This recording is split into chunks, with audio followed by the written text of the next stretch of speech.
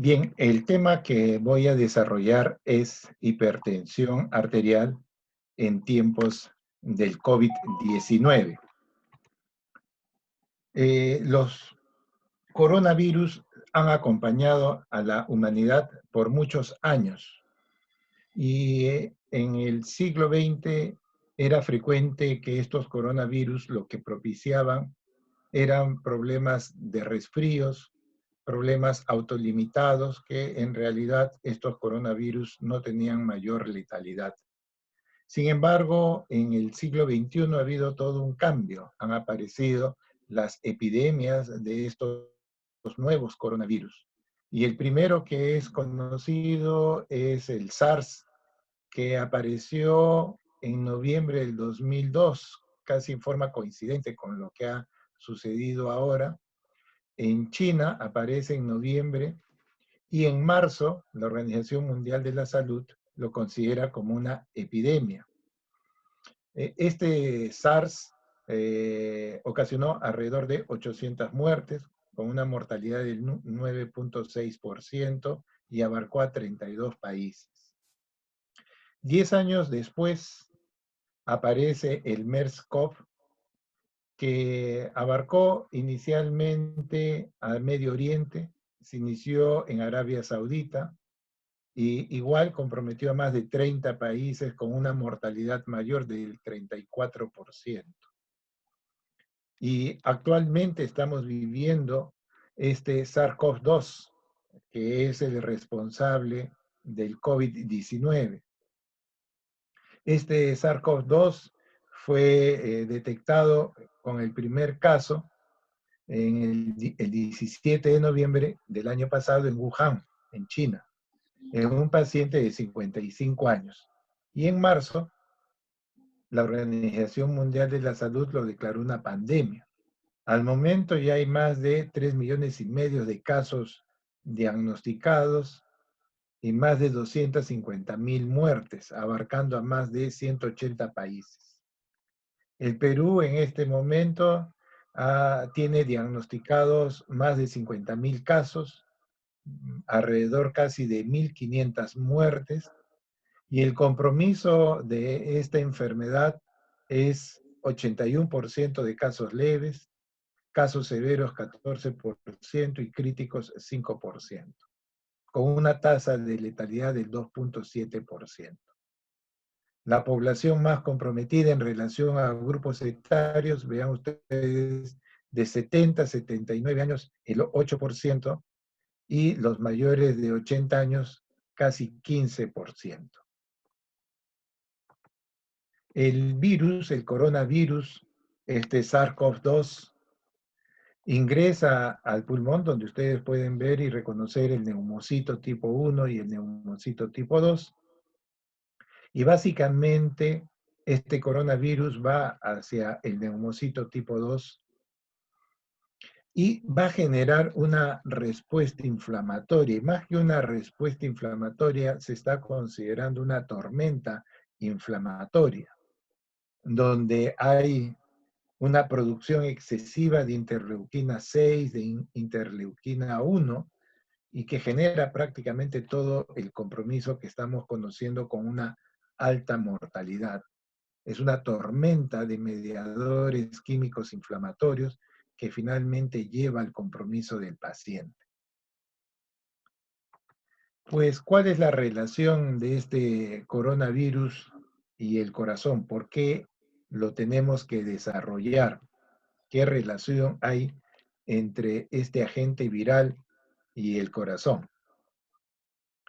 Vean ustedes en la base de datos de China sobre 20,000 pacientes de casos confirmados con COVID-19. Vean ustedes que la primera condición comórbida que está presente es precisamente la hipertensión arterial. En segundo lugar tenemos la diabetes, en tercer lugar las enfermedades cardiovasculares, después tenemos las enfermedades respiratorias crónicas y felizmente bastante alejado el cáncer.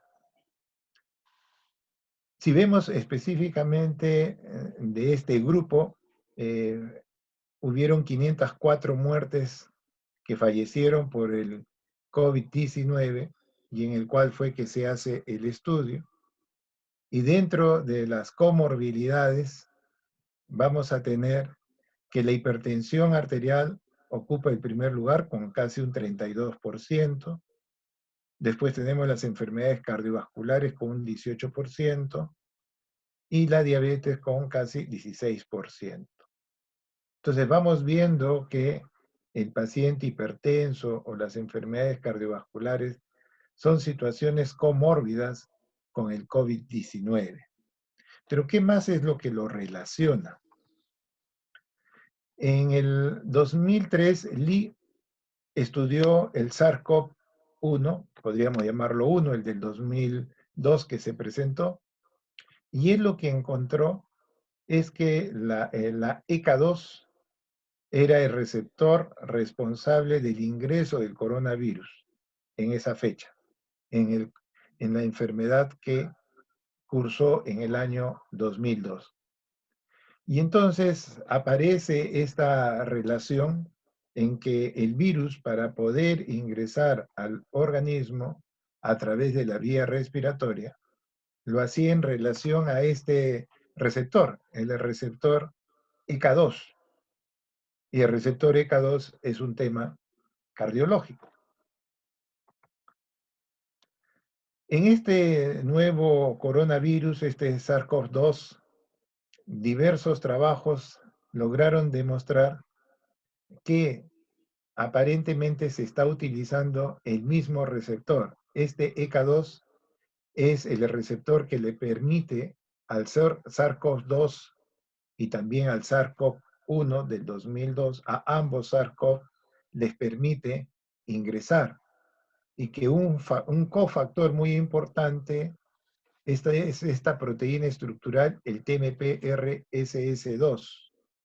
Los trabajos de Marcus Hoffman, de Peng Zhou, demuestran que precisamente es el mismo receptor que se conocía para la epidemia del 2002, la misma que se está compartiendo en este momento.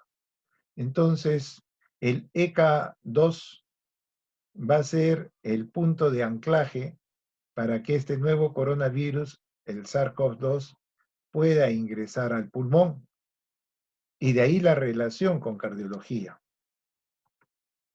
Pero aparte de eso, se trajo una serie de información que generó una alarma tanto en los médicos como en los pacientes hipertensos. Si bien ya se conoce que el ECA2 es el receptor para que el virus pueda ingresar,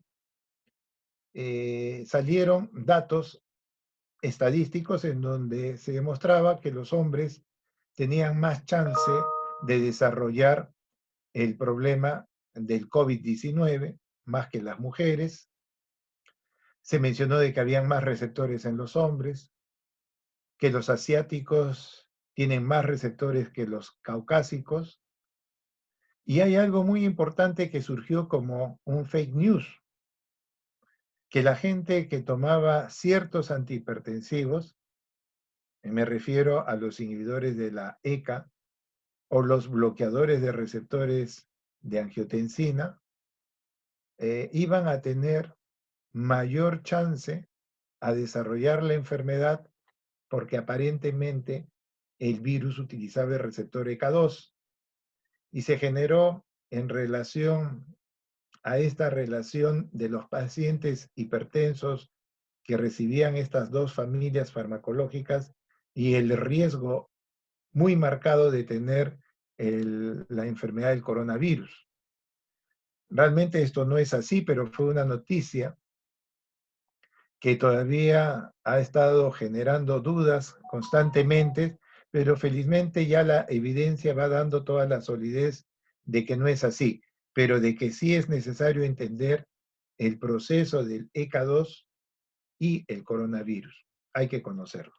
Y ese es el motivo de hacer esta presentación, para que tengan la seguridad de la relación del ECA2 y el coronavirus y la importancia de que el paciente hipertenso que está utilizando inhibidores de la ECA o un bloqueador de receptor de angiotensina 2, prescrito lógicamente por sus médicos, no tengan por qué abandonar este tratamiento o tengan temor de usar estos tratamientos.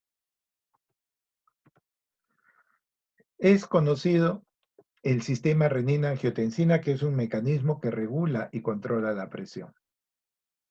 Nosotros estamos familiarizados a que la renina transforma esta proteína, el angiotensinógeno, en un decapéptido, que es la angiotensina 1. Y esta angiotensina 1, en presencia de la enzima convertidora de angiotensina, es decir, la ECA, transforma la angiotensina 1 en este octapéptido, la angiotensina 2, y es esta angiotensina 2 la que ejerce todo su efecto al ocupar el receptor respectivo.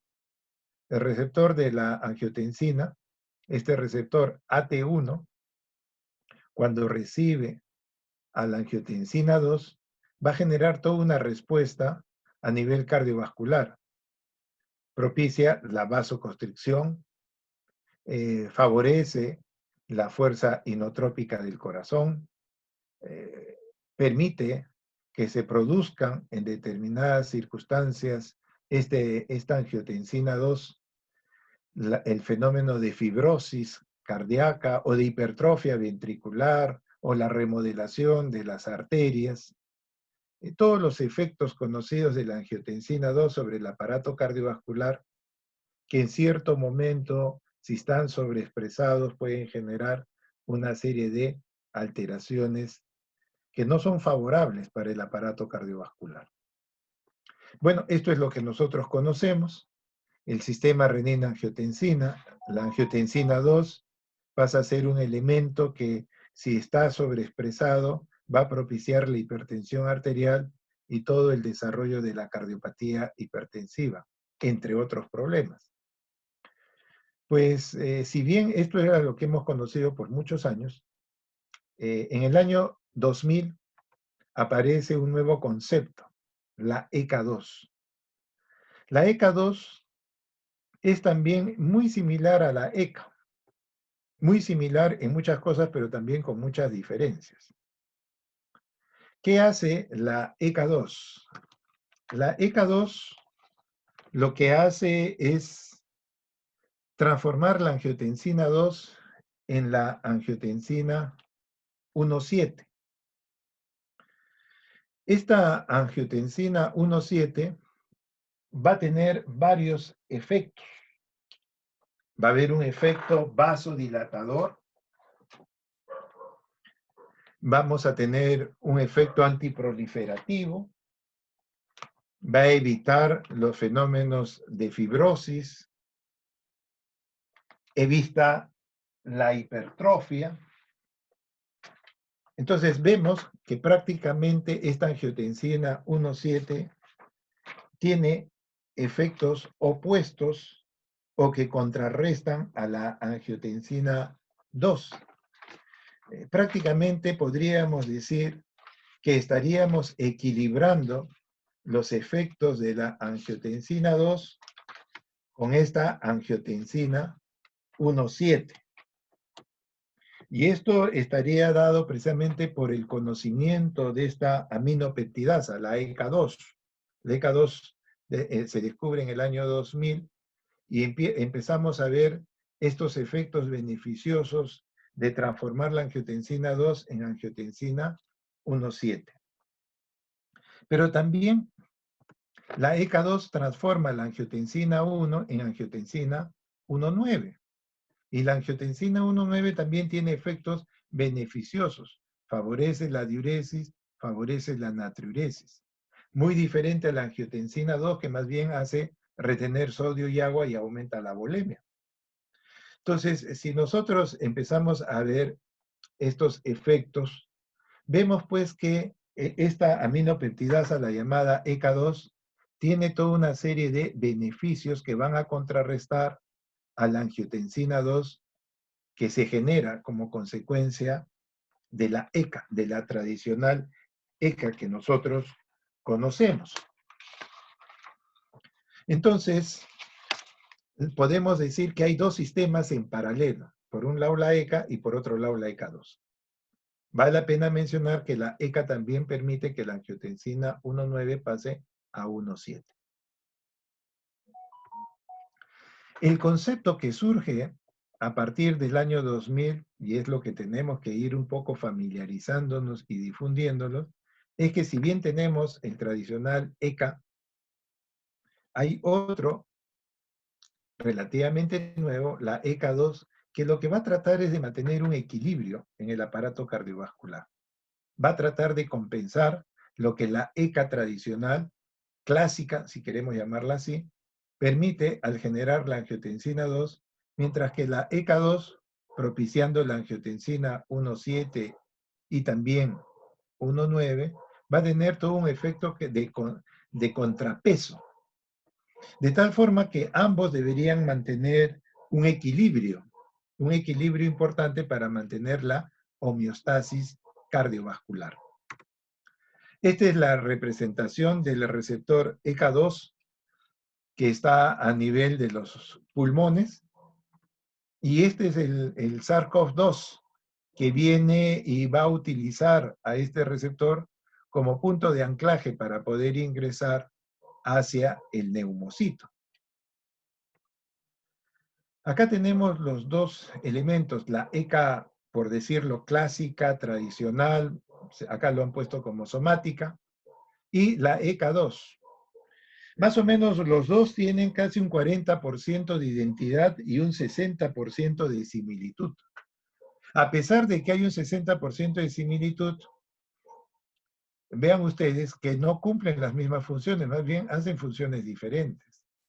Y también es bueno recordar que cuando usamos inhibidores de la ECA, los inhibidores de la ECA tienen un efecto sobre la ECA clásica, tradicional o somática, pero no tiene ningún efecto sobre la ECA2. Esta ECA2, ¿dónde la encontramos? Se encuentra a nivel renal, a nivel del endotelio, en los pulmones y en el corazón. En el corazón hay receptores ECA2. ¿Qué es lo que hace el virus? El virus, cuando llega, va a utilizar este receptor ECA2 y va a poder internalizarse, va a ingresar al neumocito, y una vez que ingresa, su material genético, su RNA que tiene, lo que va a conseguir es confundir al neumocito y va más bien a producir las proteínas virales. Y se puede ver que de un virus, de este tipo, de un coronavirus, podemos replicar entre 10.000 a 100.000 copias, producto de este mecanismo que tienen los virus, que es muy clásico y que todos lo conocemos. El virus en sí no puede vivir, no puede sobrevivir si es que no encuentra una célula. En este caso, si encuentra al neumocito, va a ingresar y allí es donde va a generar su replicación al confundir nuestro organismo al material genético como si fuera propio. Esta es la representación del coronavirus que tienen pues estas proteínas, estos spike o espículas que le dan precisamente el nombre de coronavirus. Ellos lo que tienen que hacer es entrar en contacto con el receptor ECA2 que se encuentra en el neumocito, y a través de estas proteínas, estos spikes o proteína S, van a poder acercarse y ponerse en contacto con el neumocito y hacer su anclaje. Esta proteína S, este spike, esta proteína S, tiene dos subunidades que están juntas. La subunidad S1 y la subunidad S2. Pues la porción S1 es la que tiene que hacer el anclaje sobre el receptor ECA2. Y para que eso suceda, es necesario de esta proteasa, de esta furina, que lo que va a hacer es escindir, va a romper a esta proteína S en sus dos componentes. el S1, que se va a unir al receptor ECA2, y el S2 que va a cumplir una función primordial. Acá tenemos nuevamente la misma representación, el receptor ECA2 y el virus que está expresando su proteína S, y la proteína va a ser escindida, y la porción S1 es la que toma contacto con el receptor, pero el S2 cumple una función también necesaria y fundamental para que el virus pueda internalizarse. ¿Qué es lo que va a hacer esta proteína S2?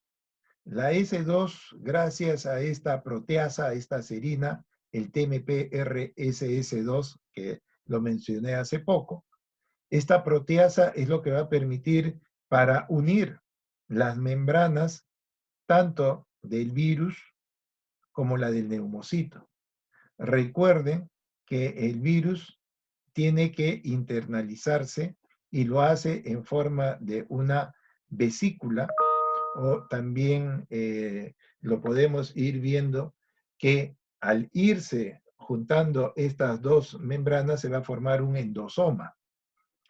Podemos verla en la siguiente imagen, pero es importante esta proteasa porque va a asegurar finalmente que se pueda generar el endosoma, que es la forma como ingresa finalmente el virus al interior. Vean en la imagen de la izquierda cómo poco a poco el neumocito va a generar una pequeña depresión en su superficie. Vean ustedes cómo la membrana celular del neumocito adopta una disposición para recibir al coronavirus, y la proteína, precisamente la TMP-RSS2, es la que finalmente va a hacer que se forme, lo que ustedes ven a la derecha, una vesícula, la vesícula o endosoma. Esta vesícula o endosoma que tiene un pH en su interior que es muy importante, el pH ácido. El pH ácido es un elemento necesario para que pueda sobrevivir este virus dentro del neumocito. Entonces,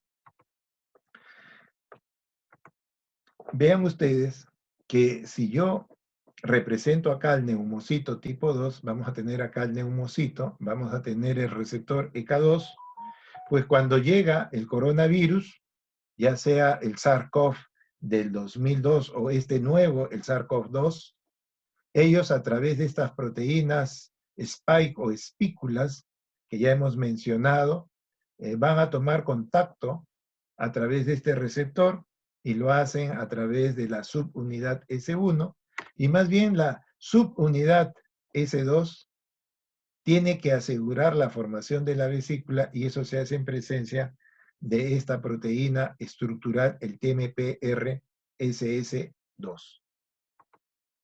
Entonces, es importante que se forme esta vesícula, y que esta proteína estructural, el TMPRSS2, es fundamental para poder fusionar las membranas, tanto del virus como del neumocito.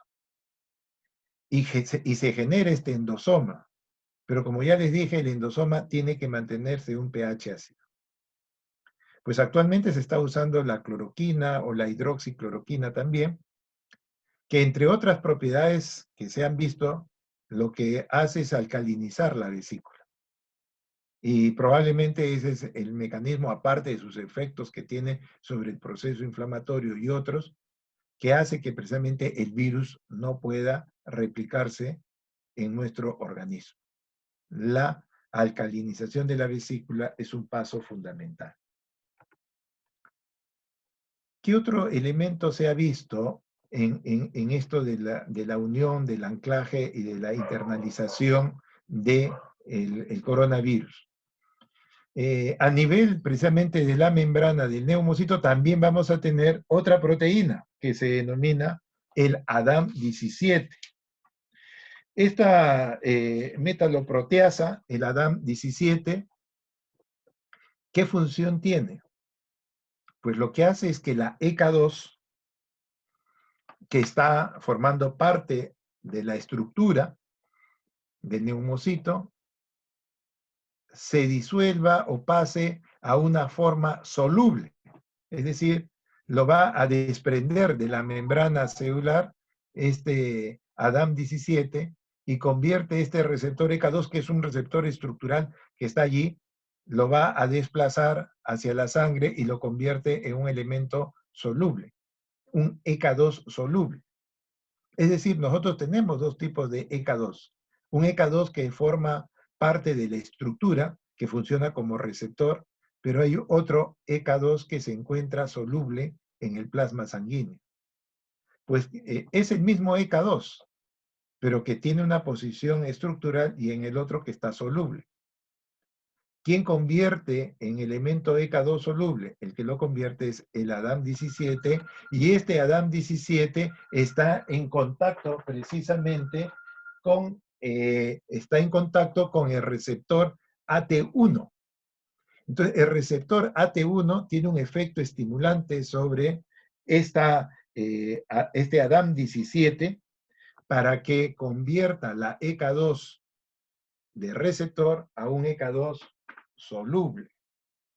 Esto tiene mucha importancia, sí, porque si nuestros ECA2 van a estar solubles, el coronavirus no va a encontrar receptores donde anclar y donde ingresar. O sea, es muy importante, en este caso, que nuestros ECA2, cuanto más solubles estén, es mejor, nos conviene, porque no va a tener el virus donde poder hacer su unión. Y entonces, la importancia que se empieza a ver en este momento es precisamente de este elemento, de esta metaloproteasa, que es el ADAM17, que va a facilitar a que finalmente la ECA2 se encuentre en su forma soluble. Y el receptor AT1 es, entre otras cosas, uno de los estimulantes que puede favorecer este punto. También es bueno que se están buscando drogas como por ejemplo el nafamostat. El nafamostat tiene, entre otras cosas, la propiedad de convertir el ECA2 estructural que está allí en un ECA2 soluble. Eso se está investigando porque eso sería también una alternativa del tratamiento. Pero ¿qué sucede si nosotros tenemos muchos ECAs solubles?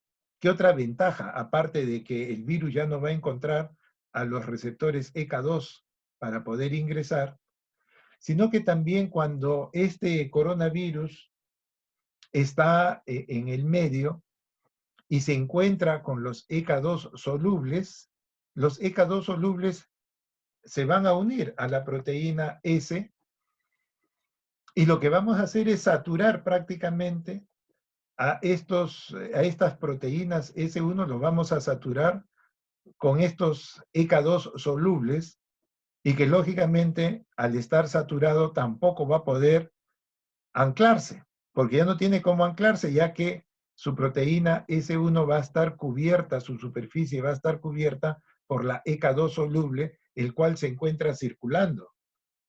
Y si el coronavirus quiere hacer un anclaje, toda su superficie, todas sus proteínas S van a estar saturados por esta ECA2 soluble.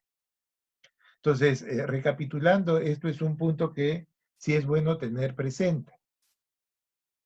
El hecho de tener ECA2 soluble le da dos propiedades. Uno, que no encontramos al receptor, el coronavirus no encuentra el receptor para poder ingresar. Y en segundo lugar, ya el coronavirus va a estar saturándose sus elementos que le sirven de unión y ya no va a poder unirse a nada.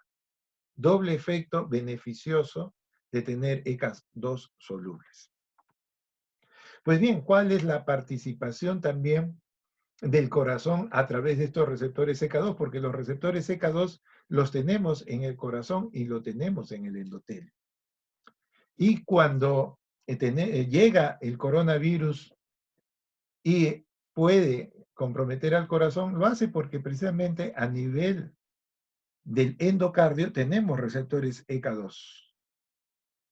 Y lo que va a suceder es que se genere una miopericarditis, o sea, una miocarditis o una pericarditis, producto de esta llegada del virus hacia el endocardio.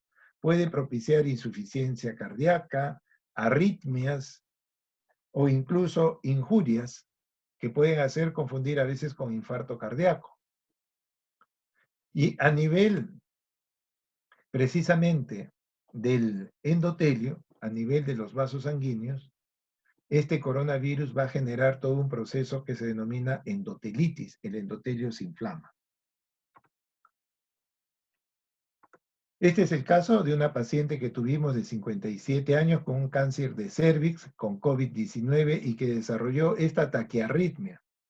Fue controlado lógicamente la taquiarritmia, producto de que esta paciente estaba haciendo una miocarditis y también generó en esta taquiarritmia y que finalmente por la misma enfermedad falleció el paciente. O sea, ¿estamos viendo compromiso del corazón por el SARS-CoV-2? Sí, sí se está viendo.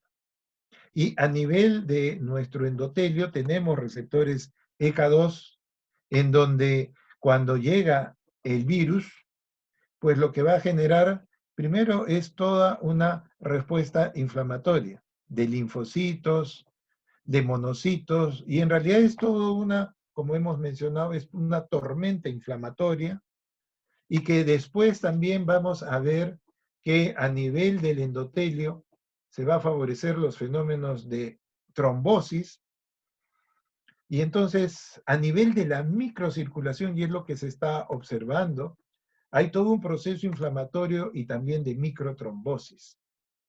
Hay tromboembolias venosas, trombosis venosas profundas, que finalmente llevan a la muerte al paciente. Todo esto está sucediendo en la microcirculación, eso está sucediendo a nivel del endotelio.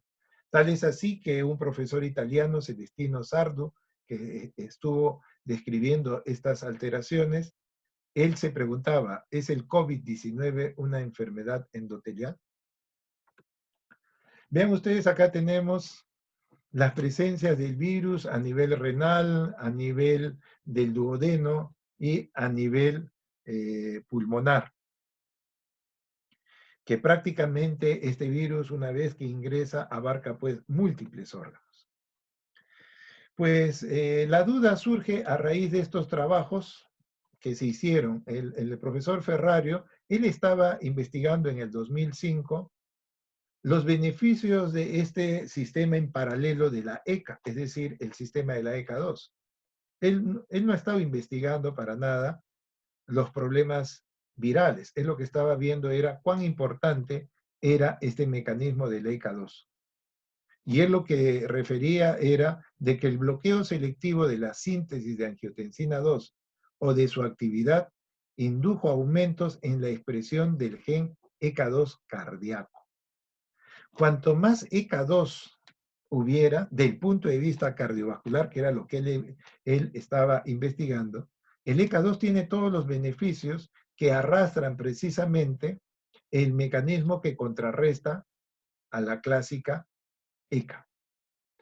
De allí que si nosotros tenemos que la balanza del ECA2 predomina, tenemos un gran beneficio sobre la ECA clásica o tradicional.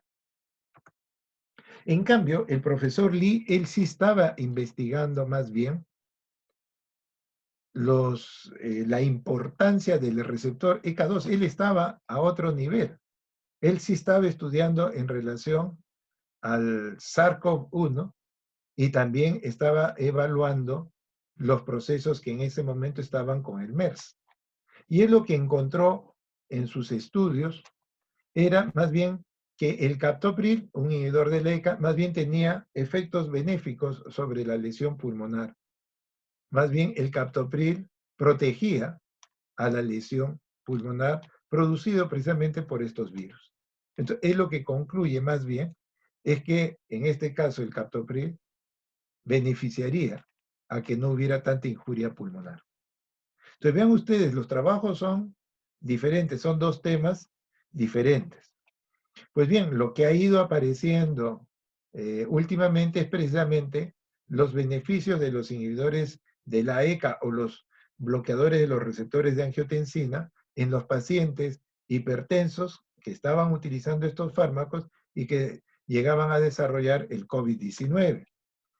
Hay incluso un trabajo de Pensan, en donde dice que entre los pacientes hospitalizados por el COVID-19 con hipertensión, los usuarios de inhibidores de la ECA o del BRAT, los llamados sartanes, fue asociado con menor riesgo de mortalidad por todas las causas comparado con los no usuarios. Y eso es lo que se puede observar a este nivel. Esto es el resultado. Los pacientes que estaban con inhibidores de la ECA o BRAT, su mortalidad 3.7 versus 9.8 con los que no estaban utilizando. Estamos hablando de hipertensos que desarrollaron COVID-19.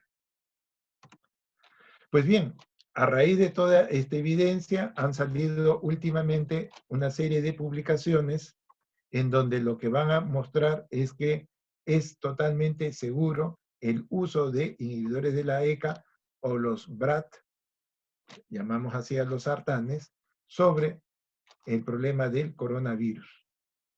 Más bien es un beneficio que los pacientes con inhibidores de la ECA o sartanes estén utilizando estos fármacos si es que desarrollan el COVID-19. No estamos diciendo que estos son fármacos que van a proteger. Lo que decimos es el hipertenso que está tomando estas medicinas, inhibidores de la ECA o los BRAT2, no debe dejarlos de usar, debe seguirlos utilizando. No se puede satanizar este ECA2 diciendo que va a propiciar que haya más enfermedad. Eso es un error. Y por eso es que los colegios europeos, americanos, han concluido que definitivamente ellos recomiendan encarecidamente a los médicos y pacientes que continúen con su tratamiento. Bien, esa es la información que les quería traer. Muchas gracias.